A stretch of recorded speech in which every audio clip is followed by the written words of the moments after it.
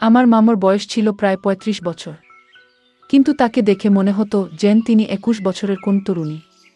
মামির আধুনিক পোশাকের ধরন দেখে আমি প্রায় অবাক হয়ে যেতাম। এক রাতে হঠাৎ ঘুম ভেঙে যায় এবং আমি শুনতে পাই মামির ঘর থেকে আসা এক ধরনের আওয়াজ। আমি কিছুটা আতঙ্কিত হয়ে মামির ঘরের দিকে এগিয়ে যাই। দরজার ফাঁক দিয়ে উকি দিয়ে যা দেখলাম তা আমার জন্য ছিল সম্পূর্ণ অপ্রত্যাশিত। হঠাৎ আমি আমার মামিকে ঘরে এক অপরিচিত ব্যক্তির সাথে দেখলাম। ঘরের পরিবেশ কিছুটা অস্বাভাবিক লাগছিল এবং মাম আমাকে দেখে বেশ অবাক হয়ে গেলেন। তিনি আমাকে শান্তভাবে বললেন, এই ব্যাপারটি নিয়ে দয়া করে কারো সাথে কথা বলো না। মামির মুখের দিকে তাকিয়ে আমি তাকে কথা দিলাম যে আমি কারো কাছে এই ঘটনা প্রকাশ করব না। এরপর আমি সেই অপরিচিত মানুষটিকে ঘর থেকে বের করে দিয়ে মামির পাশে গিয়ে বসি। তারপর আমি মামকে, বন্ধুরা, আজকের গল্পটি অনেক বেশি স্পেশাল। সবাই রেডি হয়ে যাও। দয়া করে গল্পগুলো ভালো লাগলে ভিডিওটি লাইক, শেয়ার এবং চ্যানেলটি সাবস্ক্রাইবই করো প্লিজ। আমার মাম ছিলেন অসাধারণ সুন্দর। তার মেয়ের থেকে তাকে কম বয়সী মনে হতো। আমি প্রায়ই মামির বাসার বাজার করে দিতাম, কারণ মামা কাজের জন্য প্রায়ই বাইরে থাকতেন। একদিন মামা আমাকে ডেকে বললেন, বাবা, আমি ৩ মাসের জন্য বিদেশে যাচ্ছি। আমাদের কোম্পানির নতুন একটি প্রজেক্টের কাজ সামলাতে হবে। তুমি তো আমাদের পরিবারের একজনই, তাই আমি চাই তুমি বাড়ির দিকটা একটু দেখে রাখো। তারপর তিনি যোগ করলেন, তুমি তো আমার মেয়ের মামাতো ভাই, আর আমার দীর্ঘ সময়ের জন্য বাইরে থাকতে হবে। আমি চাই তুমি কয়েকদিন আমাদের বাড়িতে থেকে আমার স্ত্রী ও মেয়ের দেখাশোনা করো। আমার মেয়ে সারাদিন ইউনিভার্সিটিতে ব্যস্ত থাকে। সন্ধ্যায় বাড়ি ফিরে তখন যদি তোমার মামার কোনো সাহায্যের প্রয়োজন হয়, তুমি তো আছো। আমি তার কথায় সম্মতি জানালাম এবং দায়িত্ব নিতে প্রস্তুত হলাম। আমার ভেতরে পরিবার ও সম্পর্কের প্রতি দায়িত্ববোধ কাজ করছিল। তাই চাচার অনুরোধ রাখতে রাজি হলাম। মামা যখন স্বল্প সময়ের জন্য বাইরে যেতেন, তখন খুব একটা চিন্তা করতেন না, কারণ আমি সবকিছু সামলে নিতাম। কিন্তু এবার ৩ মাসের জন্য যাওয়ার প্রস্তুতি নিচ্ছিলেন, আর এই দীর্ঘ সময়ের জন্য পরিবারকে একা ফেলে যেতে তার মনসায় দিচ্ছিল না। মামার উদ্যোগ দেখে আমি বললাম, আপনার কোনো চিন্তা করতে হবে না। আমি সব ঠিকভাবে সামলে নেব। আপনার সম্মান আমারও সম্মান। আমার এই কথাটি সত্যিই মন থেকে বলা ছিল, কারণ মামা আমার জীবনে অনেক অবদান রেখেছেন। বিশেষত আমার বাবা মায়ের মৃত্যুর পর তিনি আমাকে সবসময় সমর্থন করেছেন। তবে কয়েকটি রাত মামার বাড়িতে কাটানোর পর আমি এমন কিছু করলাম যা কখনো ভাবিনি। মামার ভালোবাসা এবং ভরসার প্রতি আমি অন্যায় করলাম। আমি আমার জিনিসপত্র মামার বাড়িতে নিয়ে এলাম, যদিও মাম বলেছিলেন যে তিনি একাই সবকিছু সামলাতে পারবেন। তবে মামা তার কথা শুনলেন না এবং আমাকে বাড়িতে রেখে ৩ মাসের জন্য কাজে চলে গেলেন। মামা চলে যাওয়ার পর প্রথম রাতেই আমি ভাবলাম যে আমার মামাতো বোনের সাথে সময় কাটাবো।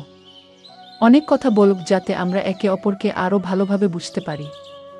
আমি চেয়েছিলাম তাকে আমার পরিস্থিতি সম্পর্কে জানানো, কিন্তু দেখি সে তার পড়াশোনা নিয়ে খুবই ব্যস্ত এবং আমাকে বিশেষ কোনো গুরুত্ব দেয়নি। আমার রাতে দেরি করে ঘুমানোর অভ্যাস ছিল, তাই বাড়ির ভেতরে একটু হাঁটাহাঁটি করতে শুরু করলাম।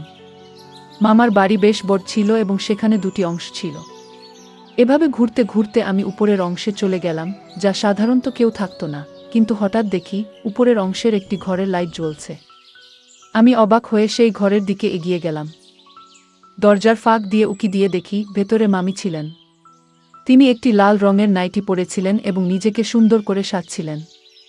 তাকে দেখে মনে হচ্ছিল তিনি যেন রূপের রানী। এই প্রথমবার আমি মামিকে এমন অবস্থায় দেখলাম, কিন্তু এখন বুঝতে পারছিলাম মামি আসলে একজন সুন্দরী এবং জীবন্ত নারী। মামিকে দেখলে মনে হতো তিনি তার বয়সের তুলনায় অনেক বেশি সুন্দর এবং আকর্ষণীয়। সেদিন তাকে পুরোটা খেয়াল করে আমার মনে এক অদ্ভুত অনুভূতি জেগে উঠল, কিন্তু তারপরে আমি যা দেখলাম তা সত্যিই আমাকে অবাক করে দিল। মামি একজন অন্য লোকের সাথে ঘনিষ্ঠ অবস্থায় ছিলেন। তাদের দুজনের মধ্যে এমন কিছু চলছিল যা আমি আগে কখনো কল্পনাও করিনি, কারণ মামিকে আমি অনেক সম্মান করতাম। এই দৃশ্য আমাকে স্তব্ধ করে দিল।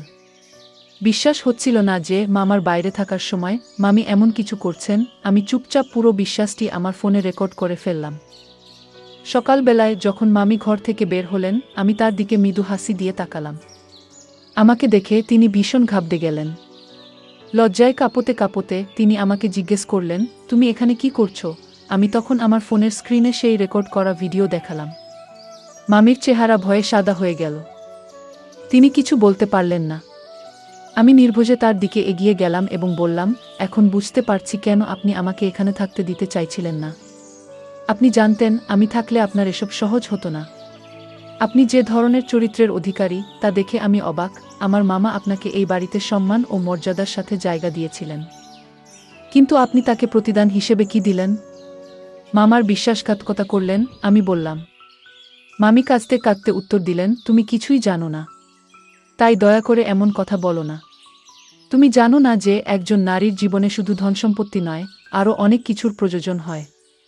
একজন নারীকে সান্ত্বনা ও ভালোবাসার প্রয়োজন হয়, এবং যদি নিজের কাছ থেকে তা না পায় তবে সে অন্য কোনো উপায় খুঁজে নেবে সেই ভালোবাসা অর্জনের জন্য।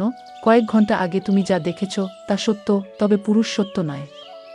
আমি তোমার মামা, ভালোমন্দ বোঝার ক্ষমতা আমার আছে, কিন্তু একজন মানুষ কতদিন তার আবেগকে দমিয়ে রাখতে পারে? অবশেষে নিজের অনুভূতির দিকে তাকাতে হয়। তবে সাবধান, যদি তুমি এই বিষয়ে কারো সামনে মুখ খোলো তবে ফল ভালো হবে না। আমি শান্তভাবে কিন্তু দৃঢ় কণ্ঠে উত্তর দিলাম, আপনিও আমার কথা শুনুন। আমি শুধু মামাকে নয়, আপনার মেয়েকেও সব বলে দেব। সবাইকেই জানা উচিত রাতের অন্ধকারে আপনি কি করছেন। মামি আমার হাত ধরে তাড়াতাড়ি নিজের ঘরে নিয়ে গেলেন। আমাকে বিছানায় বসিয়ে নিজে আমার পাশে বসে বললেন, তুমি তো আমাদের পরিবারের ঘনিষ্ঠ একজন, আমার স্বামীর আত্মীয়। আমি তোমার কাছে সত্যি কিছু কথা বলতে চাই, কিন্তু আমার মেয়েকে কিছু জানিও না। যদি সে জেনে যায় আমি খুব বিপদে পড়ব। আমার ইজ্জতের খাতিরে দয়া করে বিশ্বাসটি গোপন রাখো। মামির চোখের জল আর অনুনয় উপেক্ষা করে আমি বললাম, তোমার এই কান্না আমার সিদ্ধান্ত বদলাবে না, তবে একটা উপায় আছে যার মাধ্যমে আমি এই বিশ্বাসটা গোপন রাখতে পারি। মামি ভয়ে জিজ্ঞাসা করলেন, কি উপায়? আমি ধীরে বললাম, তুমি যদি আমার শর্ত মেনে নাও এবং যা চাই তা পূরণ করো, তবে আমি এই বিশ্বাসটা কারো কাছে প্রকাশ করব না। মামি কিছুক্ষণ হতভম্ব হয়ে আমার দিকে তাকিয়ে রইলেন, তারপর নরম গলায় বললেন, তুমি কিভাবে এভাবে কথা বলতে পারছো? তুমি তো পরিবারের একজন। আমি শান্তভাবে বললাম, তুমি যদি ওই কাজ করতে পারো তাহলে আমার শর্ত মানতেও তোমার আপত্তি থাকা উচিত নয়। মামি নির্বাক হয়ে আমার দিকে তাকিয়ে থাকলেন, আর আমি নির্ভীকভাবে দাঁড়িয়ে রইলাম। আমি বললাম, আপনি কতদিন ধরে এই কাজ করছেন আমি জানি না, কিন্তু এতটাই চতুর আপনি যে মা আমাকে কিছু বুঝতে দেননি, এমনকি আপনার মেয়েকেও, যে আমার হবু বউ। আপনি কি কখনো ভেবেছেন যদি আপনার মেয়ে, যে নিজে একজন তরুণী, আপনাকে এমন অবস্থায় দেখত সে কি ভাবত? তার মনে কি প্রভাব পড়ত? মামি তখন তার জীবনের কষ্ট আর কঠিন সিদ্ধান্তগুলোর কথা শেয়ার করতে শুরু করলেন, কিভাবে পরিস্থিতির চাপে তিনি কিছু ভুল পথে চলে গিয়েছিলেন। কিন্তু আমার তখন এসব শোনার বা বোঝার কোনো ইচ্ছা ছিল না। আমার মন একদম অন্যদিকে ছিল, যেখানে নিজের ইচ্ছা পূরণের তাগিদটাই ছিল সবচেয়ে বড়। মামি তখনও তরুণ এবং তার ব্যক্তিত্ব ও সৌন্দর্য আমাকে মুগ্ধ করেছিল।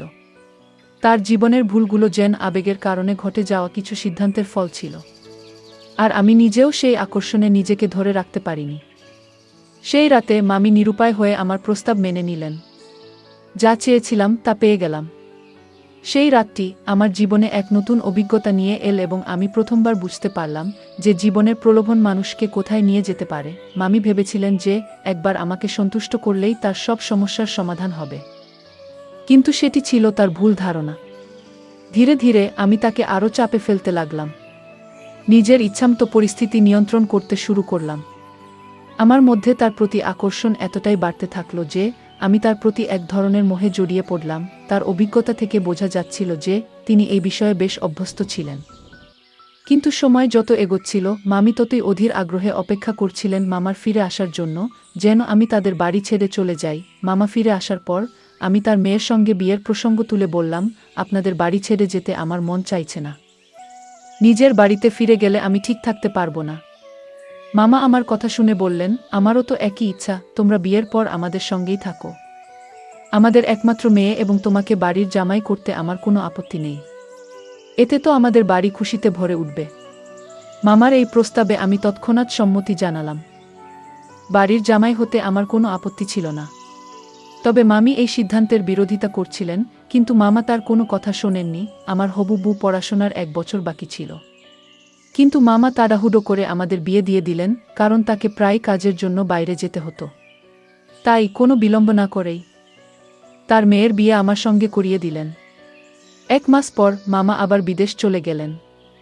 তখন আমার মামিকে ব্ল্যাকমেইল করার সুযোগ আবার হাতে এলো। আমি তাকে প্রায়ই ভয় দেখিয়ে আমার উদ্দেশ্য পূরণের জন্য ব্যবহার করতে লাগলাম।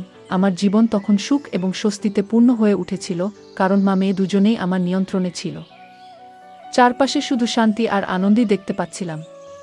সারাদিন আমার সময় অফিসে কাটত, কারণ আমি মামার ব্যবসাও দেখতাম। কিন্তু রাত হলে যখন আমার স্ত্রী ঘুমিয়ে পড়ত, আমি সোজা মামির ঘরে চলে যেতাম।